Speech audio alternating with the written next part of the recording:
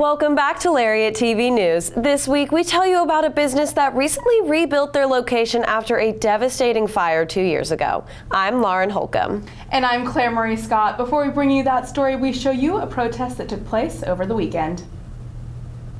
The McLennan County Democratic Party hosted a hands-off protest over the weekend. LTVN's Marissa Muniz was there to get all the details. Cheering and honking filled the streets Saturday afternoon. About 400 locals gathered on the corner of Valley Mills and Waco Drive to protest against the possibility of new laws being passed. Today is all about hands off our government, hands off our Medicare, hands off our Social Security. The Trump administration has gone about the business of attacking everything in the government that helps people and protects our safety and creates opportunities for us.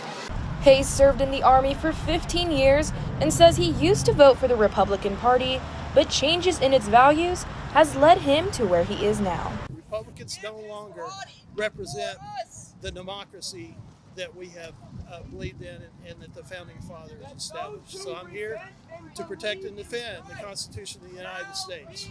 With new generations on the rise, Hayes says in order for voices to be heard, all ages, races, and classes must stick together to bring change. We need more young people involved. If you're not happy with what's going on, you need to get with us. If we stick together, we can cause change to happen. Baylor Jr. Alex Mott is doing just that. I'm just a firm believer in free speech, and I use my voice, and I'm not afraid to talk about what I believe. So Mott encourages students to attend events that support your beliefs to find your people. The McLennan County Democratic Party will be hosting another event April 27th at Indian Spring Park. For more information, visit their website at mcdp.org. For Lariat TV News, I'm Marissa Muniz. If there's something strange in your neighborhood, don't call the Ghostbusters. Call Dr. Cindy Little.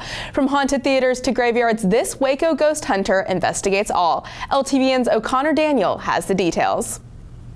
Here we are at Oakwood Cemetery, where we get to talk to Dr. Sydney Little, one of Waco's paranormal investigators. Dr. Sydney Little's fascination with the paranormal began as a kid reading ghost stories in the school library. Years later, she has led downtown Waco ghost tours, investigating sites like the Hippodrome and the Waco Civic Theater. Since 2016, she has taught paranormal investigation at MCC and is a full-time lecturer in Baylor's psychology department. For Dr. Little, history significantly reflects the presence of ghosts. She frequently investigates Waco's Oakwood Cemetery, home to haunted graves like Richard Koch, the 15th governor of Texas, whose tombstone faces Dr. Wallace, owner of the first insane asylum in North Texas. The reason why I brought you to these two guys is the haunted story between Koch and Wallace is that occasionally people will hear them talking to each other. Dr. Little is not your typical ghost hunter. She approaches her investigations from a theological perspective. I'm a person of faith, I'm a Christian, so I do believe there is a spiritual world, definitely. There's a lot of things in that spiritual world that we need to respect and we need to fear. Dr. Little's most memorable paranormal encounter happened at the Palace Theater in Marlin, Texas, where she saw a full-body apparition for the first time. Another man standing right behind him. And so I thought, oh, they're just guests, they're just guests. And so I didn't really pay much attention. But I looked up and the man that was behind the first one steps out. He's just a guy. I mean, he's like, I'd say probably in his mid-30s, dark hair, light shirt, dark pants. And he starts walking towards me and he just disappears into thin air. And I'm like, oh my gosh, dang, I just saw a ghost. To me, there's nothing more mysterious than this because it's really kind of getting at that big question that everybody has. What happens to us after we die? Just when you see paranormal activity or experience something that's just unexplainable, it's just awesome. And doing this type of investigating, you do. That, like I tell people, you put yourself in enough weird situations, you're going to see weird stuff. It's really cool. For more information on Dr. Little's work, visit her website at wacoghost.com and check out her YouTube channel. For Lariat TV News, I'm O'Connor Daniel. The Hawaii Club is hosting their 4th annual luau tonight on Fountain Mall. From classic Hawaiian dishes to fire dancers, the Hawaiian Club is excited to share their culture with everyone again. The group came together to unite Hawaiian students who wanted a familiar community here in Texas. Now they have members from all over. Like the club, the event is open to all students and staff. If you're not familiar with Hawaii, dress in floral. We do this thing every Friday. It's called Aloha Fridays. Back at home, we dress in all floral wear, and so that's kind of like hopefully the grab for students here at Baylor. The luau will kick off at 6:30 until 9 on the heart of campus at Fountain Mall. Hellberg Barbecue, a local Waco favorite, recently opened its doors at a new location in Woodway. LTVN's Jacob Stowers has the story. Even after Hellberg Barbecue had a devastating fire at their old location, they kept their faith and the business going by finding alternate ways to serve people food. And we put a drive-thru together and did that from end of December of 2023 until beginning of May 2024. And then we opened up right behind me on this property middle end of May 2024 up until the last week of February of this year, 2025. And then we opened up here on March 8th. As the Hellbergs were rebuilding their business, people from Waco to Lubbock rallied around them and provided support. It was just astounding to see all of these people come together for us. I never would have imagined, one, such a tragic thing happened, but then people rally around us like they did. On March 8th, they had their grand opening for their new location in Woodway. People from all over Waco decided to show support. To see a line outside of our door on opening day starting at 9 a.m.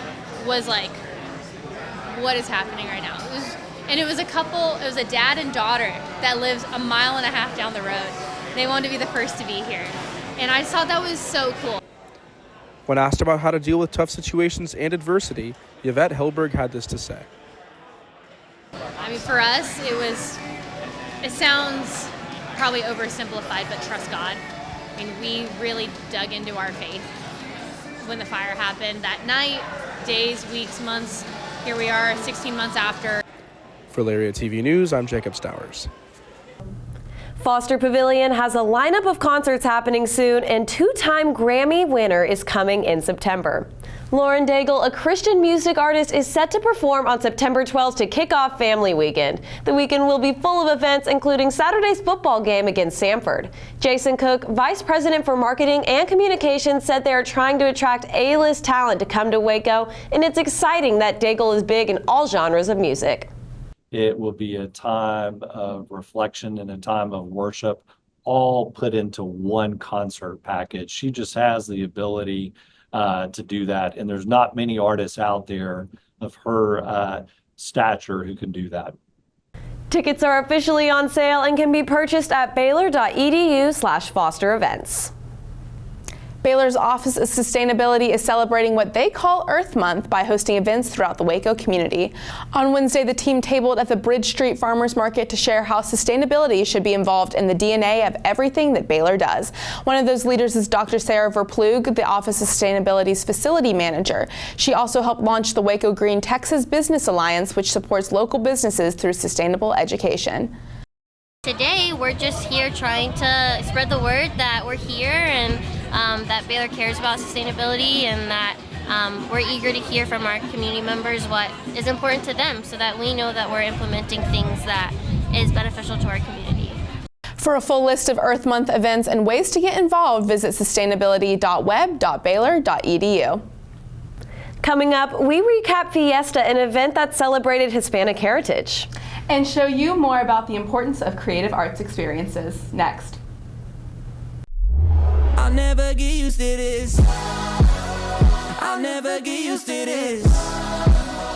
This is how I wanna live. Forever we'll be singing like, oh, I'll never get used to this. I'll never get used to this. I'll never get used to this. This is how I wanna live. Forever we'll be singing like, oh, I'll never get used to this. If you're in the College of Arts and Sciences, you're probably familiar with CAEs. I found out why they are critical and how you can get your credits before you graduate. To graduate from Baylor with a degree from the College of Arts and Sciences, students need to complete 12 creative art experiences. Now here's what they are and why they're so important.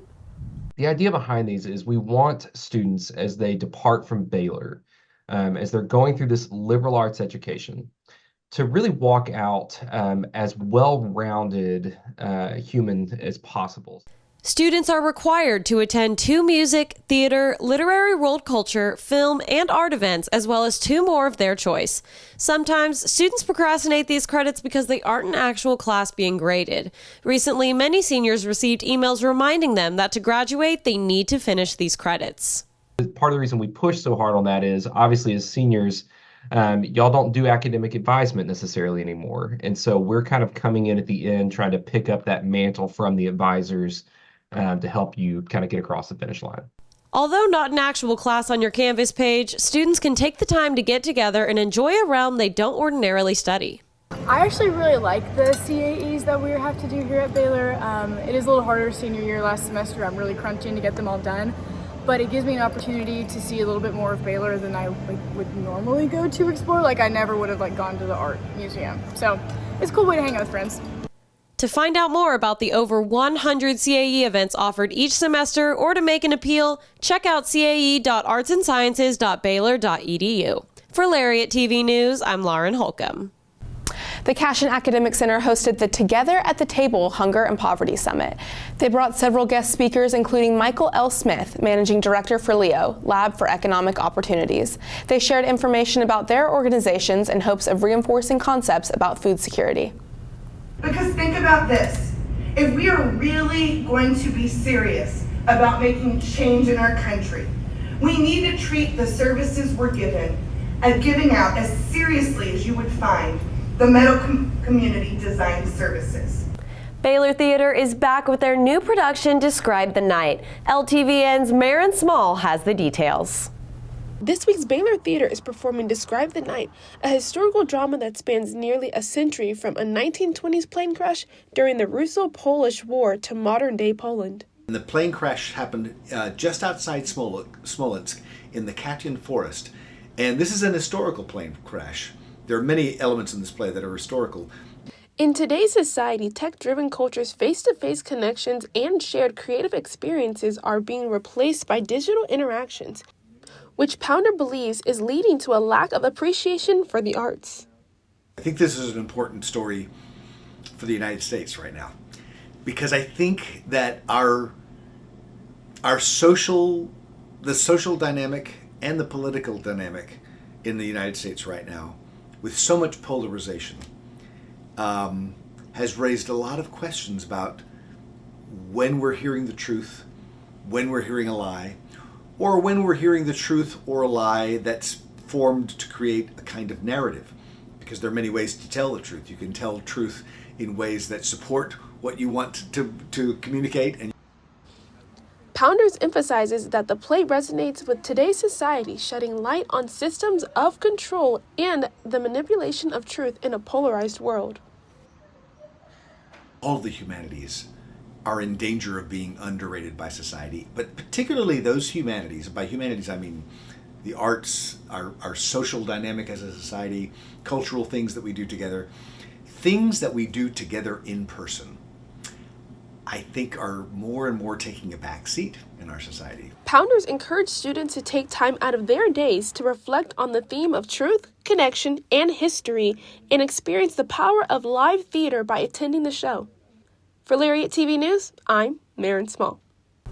The Waco Chamber of Commerce hosted their 9th annual Texas Food Truck Showdown last weekend. The event hosted 40 food trucks, live entertainment, and free community events. This year's panel of judges included several local restaurant owners, including Alejandro Najar, the celebrity chef owner of the Butcher's Cellar. So, like you said, 9th year of this amazing event. Each year it just grows and becomes more popular. People find out about it. We heard this year, people that have lived in Waco, this was their first time coming out. So it's just word of mouth kind of spread. Every year, Baylor's campus comes alive with a celebration of Hispanic culture. Irma Pena has more details. Fiesta is an annual event at Baylor hosted by the Hispanic Student Association.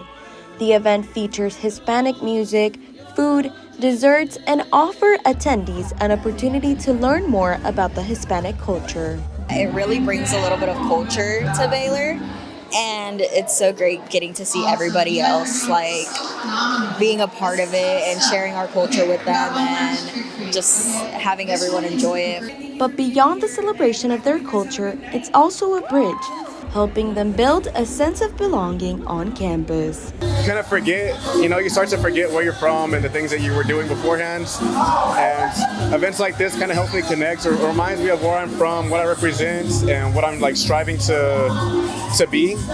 I want to represent my family and my culture in a good, positive way. For some students, events like Fiesta also open the door to finding community through language and shared backgrounds. It really introduced me to a way that I could express myself and talk to people in my language. I mean, it's people that I can speak Spanish with, people that I can enjoy the same foods with and bond with over our childhoods and similar backgrounds. Baylor students continue to celebrate their heritage and connect together through cultures. For Lariat TV News, I'm Irma Peña. Up next, men's basketball loses a key contributor to the portal. And football is premiering a new event in lieu of the spring game. Next. Let there be light. Let there be roommates and teammates and strangers who become family. Let there be marching and cheering. Let there be challenging courses and time to share. Scholarship and championships. Let there be groundbreaking and soul-searching. Let there be laughter. Let there be joy. Let there be light. Baylor men's and women's tennis wraps up the regular season with matches against Big 12 rival TCU. Both teams are looking for a strong finish to the regular season with the Big 12 championship set to be hosted in Waco next week. Women's tennis hosts the Horned Frogs Saturday afternoon. Chasing a 9th Big 12 championship, the Bears are 18-4 overall and 9-3 in Big 12 play. Men's tennis takes on number 2 TCU Sunday in Fort Worth. The Bears are 21-8 overall and sit in second place in the Big 12 standings with a 6-1 record. We feel really good about how the teams come together, how they're competing for themselves and for each other for the program. I think we continue to face new challenges together, and the guys are up for it and taking them on one by one. So, feel really good about where we're at. Instead of the annual spring game, Baylor football is hosting a brand new spring event geared towards fan engagement. Here's the story. The conclusion of spring football will look different in Waco this year. In place of the traditional spring game, Baylor football is set to host a new event, the Baylor Blitz, to wrap up their 2025 spring practice. Expectations are higher. And so there's for sure things that we can clean up and get better at. But I thought we hit the ground running. Excited to be able to see the steps this team takes to get better. Taking place on Saturday, April 26th at McLean Stadium, the Fan Focus event aims to provide a unique opportunity for the community to engage with the program. The event will feature a youth football skills challenge run by Baylor football players, followed by an open practice showcasing 7-on-7 drills and 1-on-1 challenges. We're going to do what we did last year, and that was more of a showcase, and we had one-on-ones, and we had people at the facility, and we had our players kind of available, and I think there's a fair amount to kind of get done just as a football program. Adding to the excitement, Baylor Athletics is hosting a special surplus sale where fans can purchase game-worn jerseys and new team-issued apparel. Coming off an 8-win season, the Bears returned several standout pieces with high expectations set for the 2025 season. We know how we were last year, and especially that last half of the season, we were one of the most explosive offenses in the country, and so that's where the bar is at going into this season, and so we're just going to try to pick up where we left off and even build on that even more. Admission is free, and Baylor fans are encouraged to support the Bears as they wrap up spring camp with an action-packed final practice. For Lariat TV News, I'm Aiden Pham. Monday morning news broke that men's basketball breakout freshman Robert Wright III entered the transfer portal. Wright was a powerhouse for the Bears, playing a critical role in numerous victories over Big 12 opponents. Thursday, it was officially announced Wright would transfer to BYU with a reported $3.5 million NIL deal attached. Wright's departure leaves an injured Josh Ojonwuna and mid-season transfer Cameron Carr as the only holdovers from last season. Yeah, I don't think you should be expecting a national championship team or a top 10 preseason ranking team based on the way that it's going right now. I doubt that Baylor will be operating in the preseason top 10 in the next few seasons. This past weekend, acro and tumbling ended their regular season with a bang, and Claire Marie Scott was there to cover all the action. Number 1 acrobatics and tumbling made history Saturday night with a win versus number 2 Oregon in the last regular season meet before national championships. The Bears' record for the most perfect scores was broken, with 5 10s in total. The Bears scored perfectly in 2 heats of the acro event and in all 3 pyramid categories. It's surreal. I don't know. I just kind of keep pinching myself. Was that real? Did that actually just happen? Because that doesn't happen. I swear, we get 110 in one meet, and it's kind of that's the end all be all, and it just kept happening and then happening, and I was like, okay, this is crazy. With it also being senior day, the 10 and the 7 element acro heat was special for partners Jordan Grundler and Levy McDonald. Talking about wanting to get a 10 for as long as I've known her in 7 element, and it's really difficult to get a 10 in 7 element, and I've been really wanting to for a really long time, and so going and then being able to get that 10 on her senior night, that was just surreal. While the Bears had many notable accomplishments, the Ducks fought till the end, beating Baylor in the aerial pass and 6 element pass for the tumbling event. Yeah, Oregon's they're doing great. We just like competing against them because they raise our execution level. We got all those 10s today because we just answered. They went out, we answered every time. That's what we prepared for. Baylor didn't only make history with scoring, but an attendance record as well, which has emotional significance for Coach Mulkey and her team. We created the sport. This is why we created it, for that night. For these women to have this amazing, their communities come out and support them. The band is there. There's 3,000 people in the stands. Baylor will be competing in the NCATA National Championship on April 24th. For Lariat TV News, I'm Claire Marie Scott. Baseball hopes to pick up their second Big 12 Series win when they play Texas Tech this weekend. The Bears have lost 3 of their last 4. Braden Murray has a story.